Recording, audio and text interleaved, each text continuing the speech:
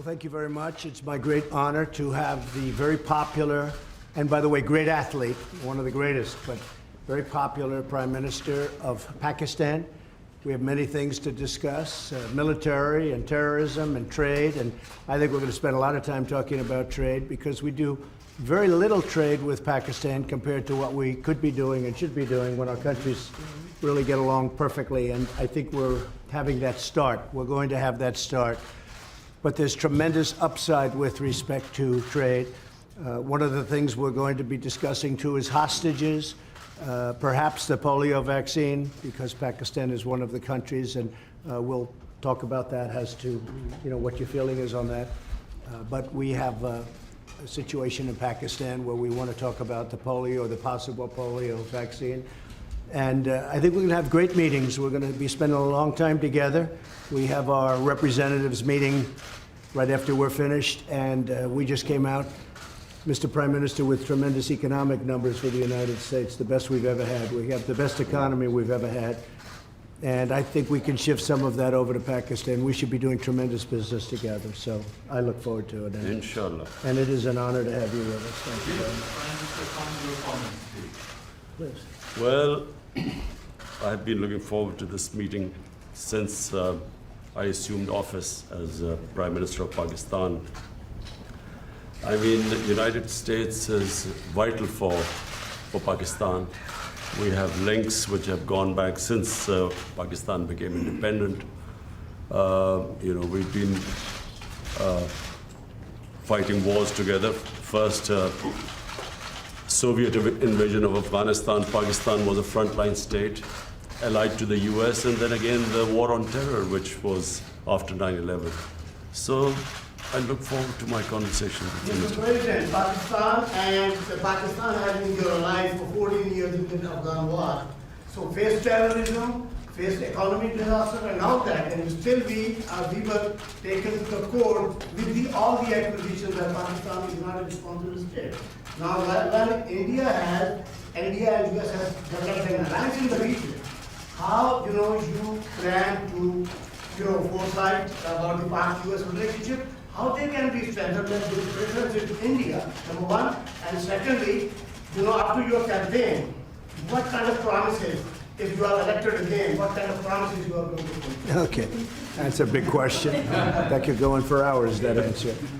I will say that we have a very good relationship with India. I know that your relationship is strained a little bit, maybe a lot, but we will be talking about India, a very big part of our conversation today, and I think maybe if we can help intercede, do whatever we have to do, but I think it's something that can be brought back together. And we'll also be talking about Afghanistan. We've reduced our number of troops there by quite a bit.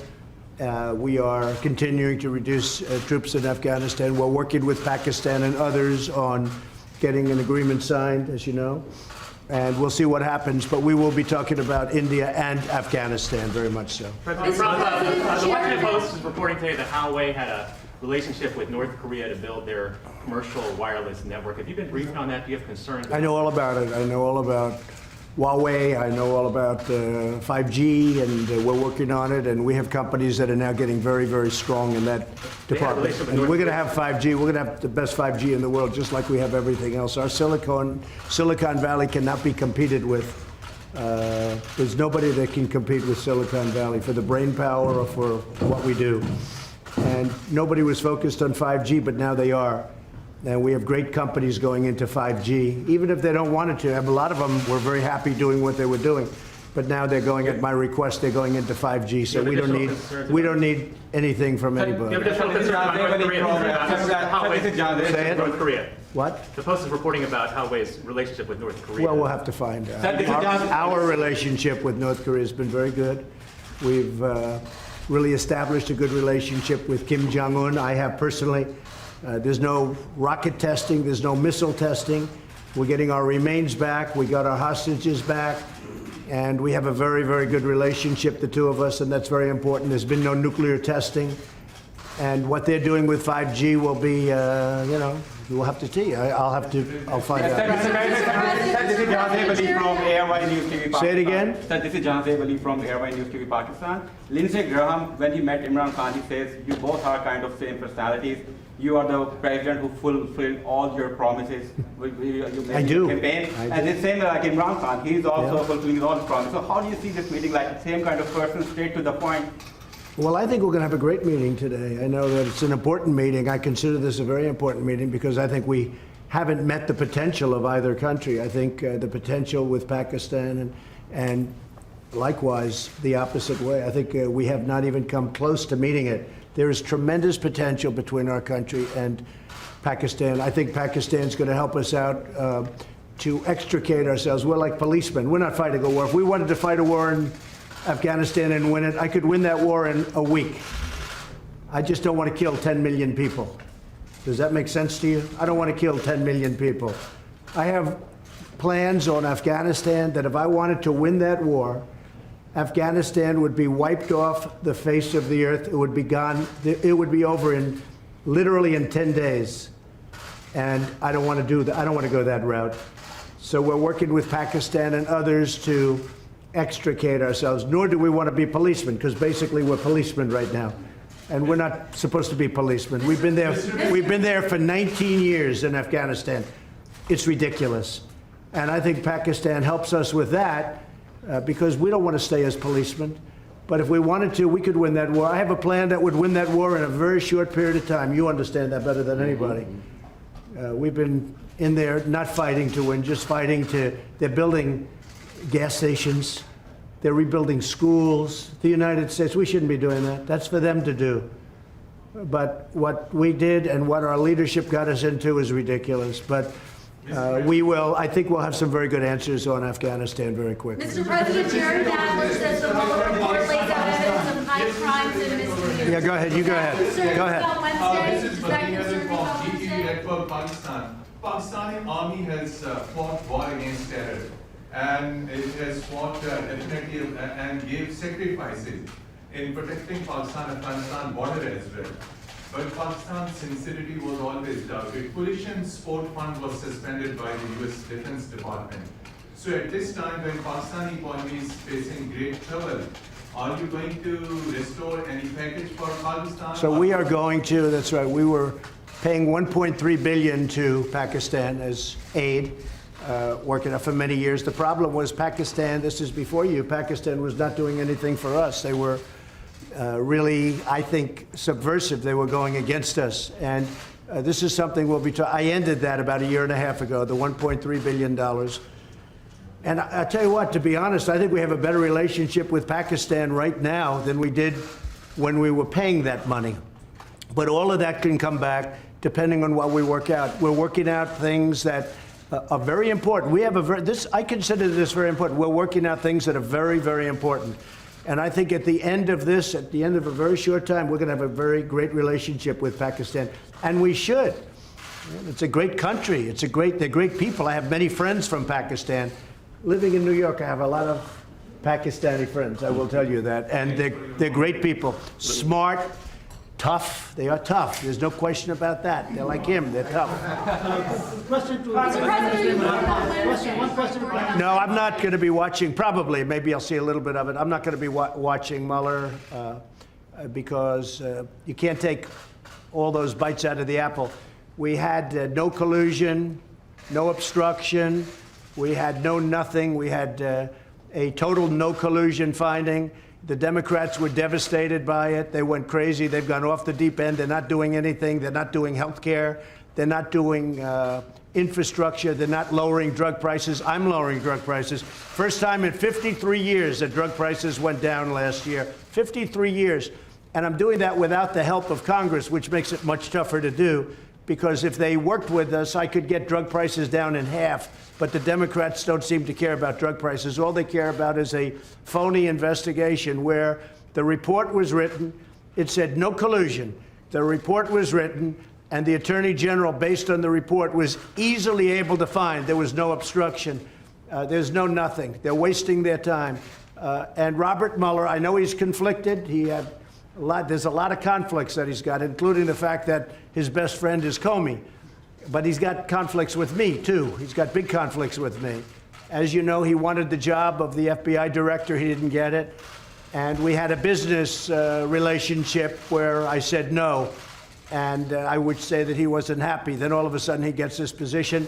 But you know what? He still ruled, and I respect him for it. He still ruled, no collusion, no obstruction, and this thing should have ended a long time ago. This has been going on for 2.5 years, and we're never going to allow this to happen to another president again, because most of them wouldn't be able to take it. On top of everything else, we have the strongest economy. We were just discussing this with the Prime Minister. We have the strongest economy that the United States has ever had. We have the highest stock market yesterday, literally, the highest stock market we've ever had on Friday, Thursday. We've broken the record, I think, 109 times for our highest stock market. But on, I believe, Thursday of last week, we hit the all-time highest in the history of our country. Our country is doing phenomenally well. Unemployment is the lowest in 51 years, soon to be the lowest in history, if it keeps going this way in a short period of time. Black, Hispanic, Asian unemployment, the lowest in history. Women, the lowest in 72 years. Nobody has ever done what we've done. Nobody's done in 2.5 years what we've done. The biggest tax cuts in history, the biggest regulation cuts in history, so many things for health care. We got rid of the individual mandate, which was the worst part of Obamacare. And what it's going to end up, if we end up winning the House back, we keep the presidency, we should keep the Senate, we should keep the presidency, I would think easy, when you have the strongest economy in the history of our country, and somebody's going to run against that particular president, even though in this case it's me. In theory, I have a big advantage. I don't know. I'm going to have to ask you. But in theory, I have a big advantage. So a lot of great things are happening. But the Democrats, they don't want to talk about that. They want to stay off the economy subject. And what they're doing is just hearing after hearing after hearing. It's nonsense, okay? They tried an impeachment vote, and they got slaughtered last week. They got absolutely slaughtered. It was the most ridiculous. I didn't even know they were going to do it. And I'll tell you, just in finishing, I have a lot of respect for the Democrats, because most of them voted against impeachment last week. And I have a lot of respect for those Democrats that did that, because they're doing the right thing for the country. No collusion, no obstruction. Okay. Can you say that there's a deal soon? Yeah, we're talking about it. Secretary Mnuchin is talking about it. We're having very good talks with the Speaker of the House, with Nancy Pelosi. We're having very good talks with Chuck Schumer, and of course with Mitch McConnell and Kevin. We are, Kevin McCarthy, we are, I think, doing very well on debt. If you look at debt limit, however you want to define that, but we're doing very well on that. And I think we're doing pretty well on a budget. Very important that we take care of our military. Our military was depleted. And in the last 2.5 years, we've undepleted it, okay, to put it mildly. We have made it stronger than ever before. We need another big year. So we had $700 billion. We had then $716 billion. And this year we're going to be asking for a number slightly larger than that. We're putting our military back into a shape that it's never been in before. The best missiles in the world, the best equipment in the world, the best military equipment of all. We're building submarines, the finest. Nobody can even think about competing with what we're building. We're building, as you know, new submarines. We have a new aircraft carrier coming online. It's the largest ship in the world.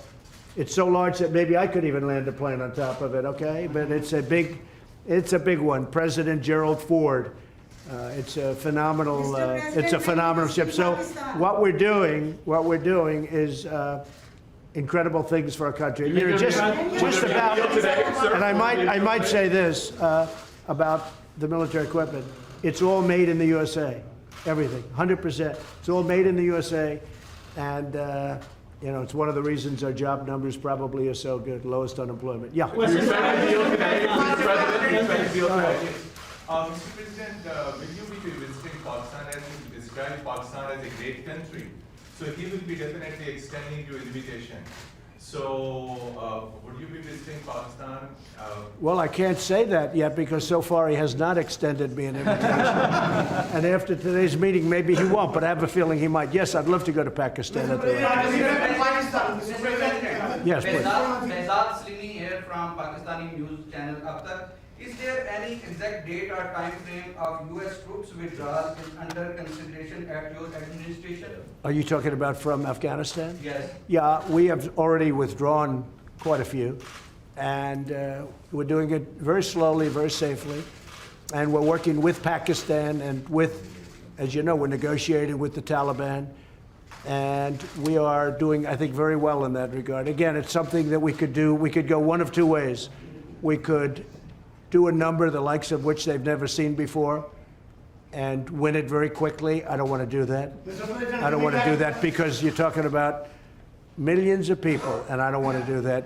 And we're working with Pakistan on getting a solution. And I think it's being worked very well. Wouldn't you say Will so, there still be Mr. troops there? Will there President? be troops there on election day in Afghanistan? Well, I don't know. We're moving a lot of them out, and Do you want them to be gone we've by done then? what we were supposed to do. We've been there for 19 years, and we've acted as policemen, not soldiers. And again, if we wanted to be soldiers, it would be over in 10 days, 1 week to 10 days, if we wanted to. But I have not chosen that. Why would we kill millions of people? It wouldn't be fair. In terms of humanity, it wouldn't be fair. So we're doing very well, and I think that Pakistan is going to be a big help. What role do you see for India in Say it. What role do you see for India in Afghanistan? And Mr. Prime Minister, same question to you. What does India has a role to bring peace in Afghanistan? You see, this is the closest we've been to a peace deal in Afghanistan. Yeah. And there is no military solution in Afghanistan. There is no military solution because, as Mr. President says, if you go all out military, there will be millions and millions of people who would die. So there is only one solution. And I feel, and I think we will discuss this, it's the closest we have been to a peace deal. And we hope that in the coming days, we will be able to urge the Taliban to speak to the Afghan government and come to a settlement, a political solution. And what the Prime Minister, what the Prime Minister just said is a very big story, and that's 100% true. We've made a lot of progress over the last couple of weeks, and Pakistan has helped us with that progress. But a lot of great things are happening. A lot of things are happening for the United States, and I think a lot of great things are going to be happening for Pakistan too, under your leadership. I really feel that. Thank you. Okay. Mr. President, with Iran, are we closer to negotiations or to armed conflict? I think Iran doesn't know where they are. I've been watching and reading a lot of reports, and right now they're a very mixed up country. They don't know whether they're coming or going. They have tremendous problems economically. Their country's in turmoil. They're having demonstrations all over Iran. Their inflation rate's at 75%. They have a lot of problems. So whatever it is, it is. I'm just going to sit back and wait. Let's see what happens. But I will say they are doing very poorly as a country, and we'll see what happens. We did actually, because they said no, and it's a religious country or religious leaders, but they lie a lot. We did shoot down. Unfortunately, we had to shoot down a drone. The drone came down. You know how it came down, with a new technology that's actually quite amazing. But we took down one of their drones. Instead of saying, yeah, that happened, they lie. They say it didn't happen. So we have, there's a lot of proof. It's called, take a look at it on the ocean floor. Just go down there, take your scuba gear and go down there in the ocean. One of you would do that, I know. But we took down a drone. I think very importantly, I read a report today about CIA. That's totally a false story. That's another lie. They put out propaganda. They put out lies. I don't think Pakistan would ever do a thing like that, right? Definitely not. Pakistan never lies. Definitely not. But Iran does, unfortunately. So let's see what happens with Iran. We are ready for the absolute worst, and we're ready for sense too. But we are very geared up. And if they are really the #1 state of terror in the world.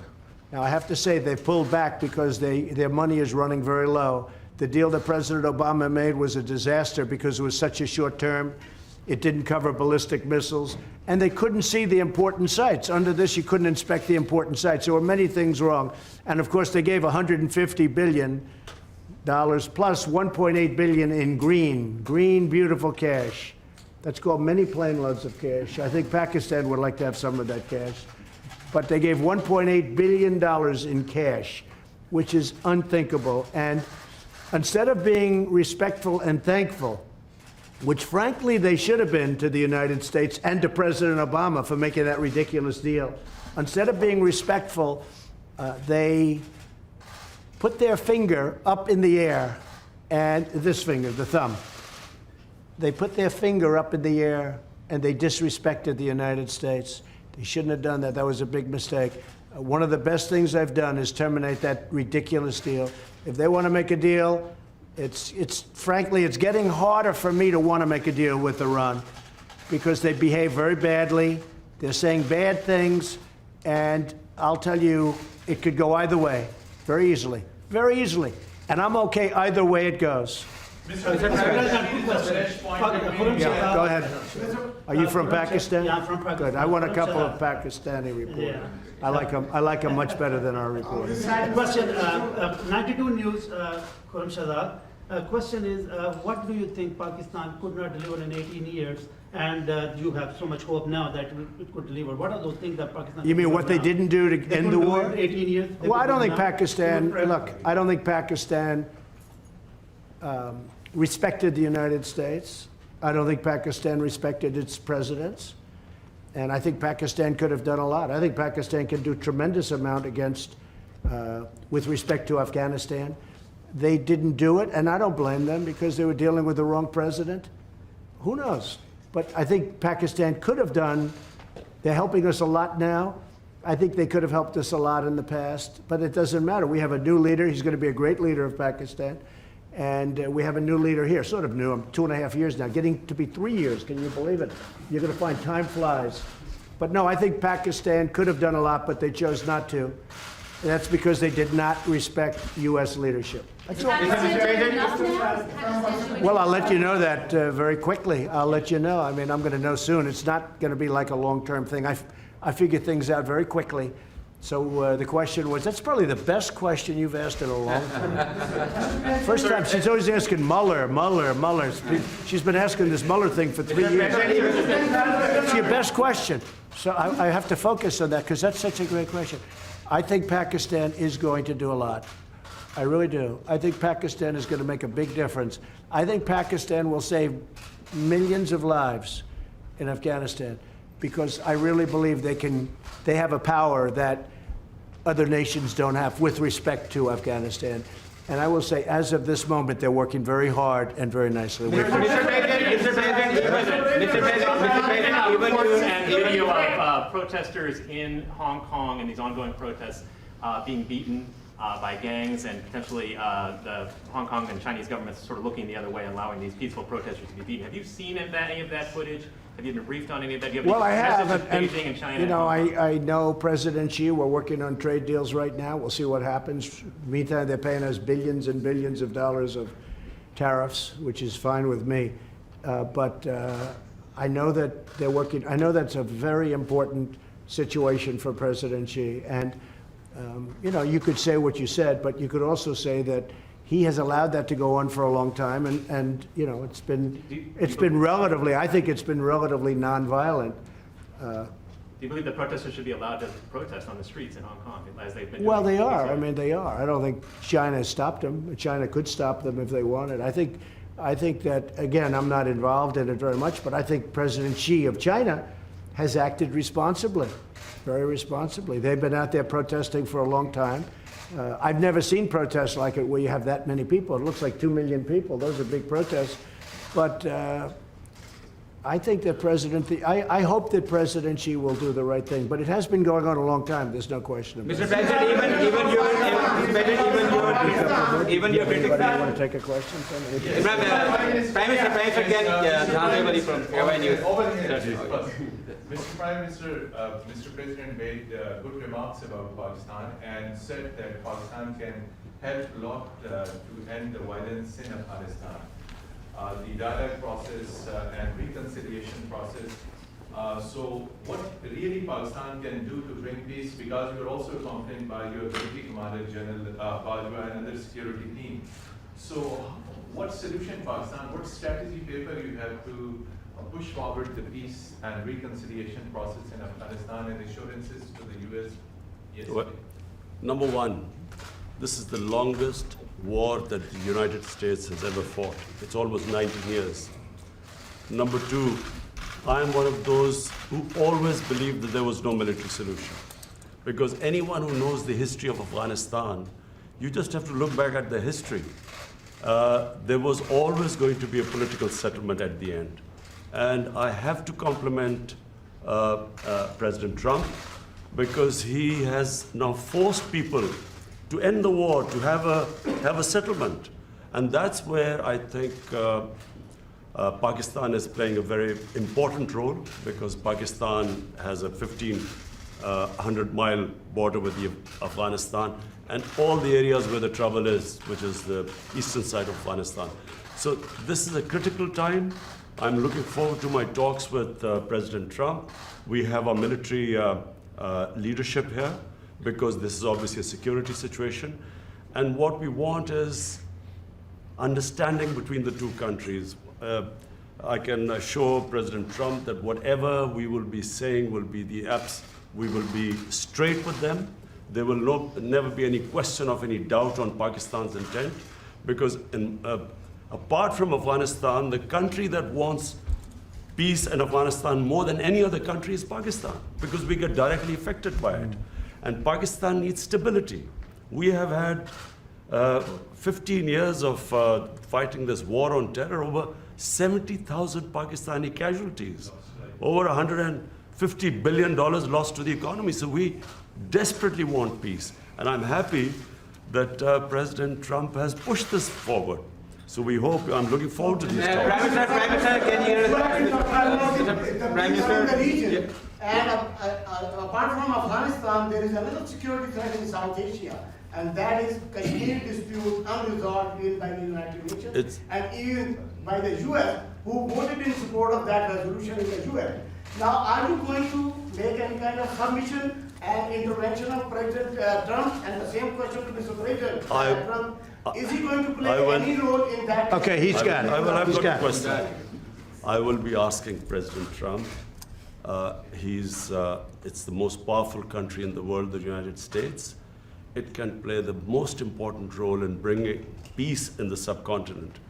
You know, there are over a billion and a quarter people in the subcontinent. They are held hostage to the issue of Kashmir, and I feel that only the most powerful state, headed by President Trump, can bring the two countries together. From my point, I can tell you, we have tried our best. We've made all overtures to India to start dialogue, resolve our differences through dialogue. But unfortunately, we haven't made headways as yet. But I'm hoping that President Trump would push this process. So I was with Prime Minister Modi 2 weeks ago, and we talked about this subject. And he actually said, "Would you like to be a mediator or arbitrator?" I said, "Where?" He said, "Kashmir," because this has been going on for many, many years. I was surprised at how long it's been going on along. 70 years. I think they'd like to see it resolved, and I think you'd like to see it resolved. And if I can help, I would love to be a mediator.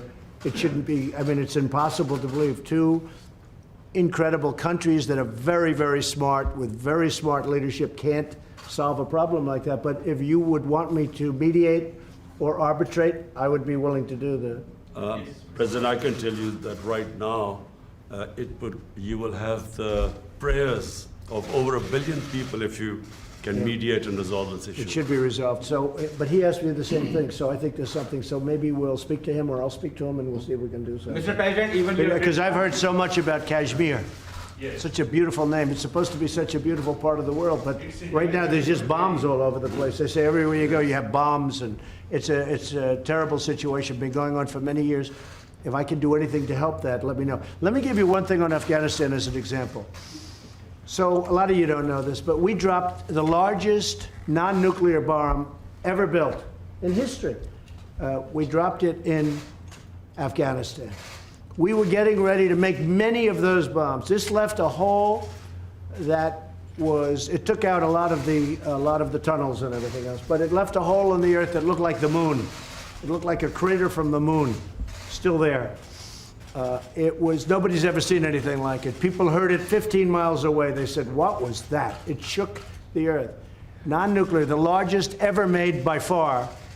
And they were going to make many of them. And I said, no, we don't have to. I don't want to drop that. I don't want to do that. So many easy solutions. That's actually the easy solution.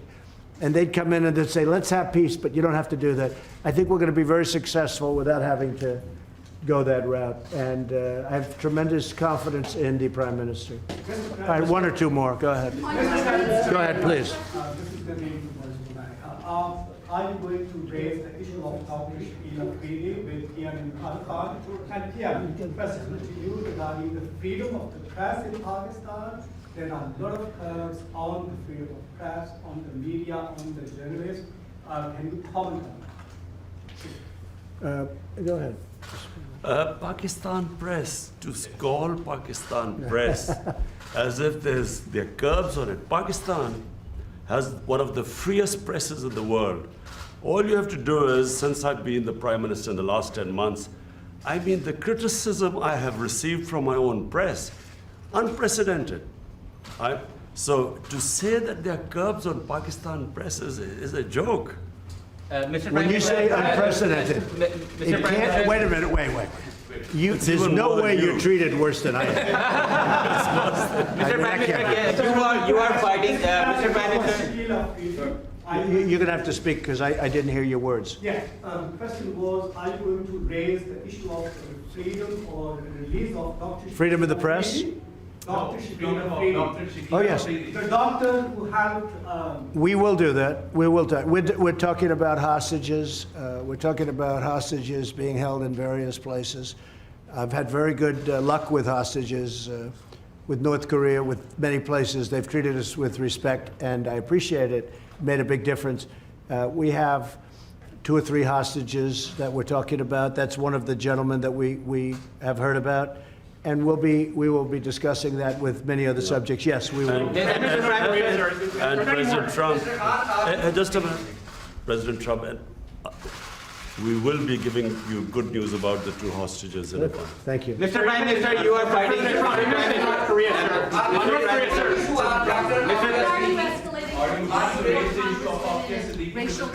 I'll tell it in a second. Go ahead, ask it again. On your tweets, why are you escalating your feud with the 4 congresswomen and racial tensions instead of... Well, I think they're very bad for our country. I really think they must hate our country. I think the 4 congressmen we're talking about, the congresswomen, what they've said about Israel, what they've said about our country, when they talk about disgusting people, when they talk the way they talk, when the one mentioned that brown people should speak for brown people and Muslim people should speak for Muslim people, and you hear all this, it's not what our country is all about. No, I think they're very bad for our country. I think they're very bad for the Democrat Party. I think you see that, and they're pulling the Democrats way left. Nobody knows how to handle them. I feel they're easy to handle. To me, they're easy to handle because they're just out there. They're very bad for our country, absolutely. No, I don't think, no racial tension. No, there's no racial tension. Look, I had my best numbers recently, and it's because of the economy and what I've done for the African American. When you look at the African Americans are doing better than they've ever done in our country. We're creating numbers. Look at the poverty numbers. Look at so many different, look at the unemployment numbers, the best they've ever had. No, we have fantastic relationships with the African American community. I think you'll see that. Certainly, you're going to see that in 2020. I believe. Even your critics say that you are going to win the 2020 elections, and you are obviously very confident about that. Same thing with Imran Khan. Sir, you are also having a big war against corruption in Pakistan. So can you just give us a little comment on that? Well, I think he's going to win, and I think what's going to happen, of course, he's got a little ways to wait. But I'll go over, I'm going to campaign for you. I'm going to help him with this campaign. Sir, can you, war against corruption, can you please comment on that? Ali Imran, representing Associated Press of Pakistan. Prime Minister Imran Khan has said that Pakistan is looking for trade and economic relationships and investment in Pakistan. Are you willing to do that? Yes. Because Many experts say that economic prosperity is the best antidote to extremism and militancy. I agree, and I think that's very true, and it's actually a very good question. The answer is yes. I see great trade with Pakistan, and I'm not talking about a little bit more. I'm talking about we could go 10 and even 20 times what we're doing right now. You know, Pakistan's a big country. It's actually a very big country, and they have tremendous product. They make great product. They make tremendous. I bought from Pakistan over the years when I was in the private sector. They make incredible product. They're brilliant people. They're hardworking people. I think we're going to have a fantastic trade relationship. I don't mean we'll increase it by 20%. I mean, I think we can quadruple it. I think you could go, I mean, literally, it sounds crazy. You could go 10 times more. You could go 20 times more. Because what we do right now is not much, and we should do a lot. So I think that's going to be, and I also do agree that that has so much to do with great peace. Having a great trading relationship has so much to do with peace and extremism in this case. I think it can have so I expect that we will, within a very short period of time, start having very significant trade with Pakistan. Sure, are there any working level talks with North Korea scheduled at this point since you met with Kim Jong-un? No, we just have a very good relationship, and probably they would like to meet, and we'll see what happens. There was a little correspondence recently, very positive correspondence with North Korea. Between you or Again, there's no nuclear testing, there's no missile testing, there's no nothing. I think we will, yeah, at a certain point, when they're ready, we'll be ready. Quick question, Mr. President, quick question on India. One question, please. Go ahead. One question, please. Sayyidah from Nairobi, Pakistan. Will you raise the voice for Dr. Afia Siddiqui? Well, there'll be things discussed, so, you know, that would be for afterwards. We'll discuss things. We'll be discussing it. Mr. President, quick question on India. Pakistan, one of the provinces of Pakistan, Balochistan, where India is sending non-state actors to destabilize, and the people from there are going to Europe and other places, and they're getting refuge, getting asylum in India, which is actually an indication that India is helping those non-state actors to infiltrate in Pakistan, and they created a, and one of the guys Pakistan is holding, which was the leading the network. So do you think that the U.S. will be playing a role in stopping India to, I think I can very well. I have a very good relationship with Prime Minister Modi, and I think we're going to have a phenomenal relationship with the Prime Minister of Pakistan. I do think that it's a two-way street. You know, you say India's coming in and destabilizing Pakistan, but India is saying that Pakistan's coming in and destabilizing. So there's a lot of room right there where we could meet. I think we could meet. You had a question on Puerto Rico? Right now. One question. Did he step down? Oh, look, he's a terrible governor. I think you have an even worse mayor of San Juan. She's horrible. I think she's horrible. I watched her. My people did nothing but complain about her when we helped them with their hurricane problem. The mayor of San Juan, Puerto Rico, is a horror show. She's incompetent, grossly incompetent. At the same time, the governor's not good. So the United States Congress, you won't believe this. Please close your ears, because this would be, gave Puerto Rico $92 billion last year for hurricane relief. Now, they haven't got the money, all of it, but they've got a lot of it, but they're scheduled to get. The Congress of the United States handed them $92 billion. And that $92 billion is in the hands of incompetent people and very corrupt people. But the governor has done a terrible job, and the mayor of San Juan she's horrible. I think she's just terrible. She's so bad for her people. And I think the government of the United States, they have to be careful.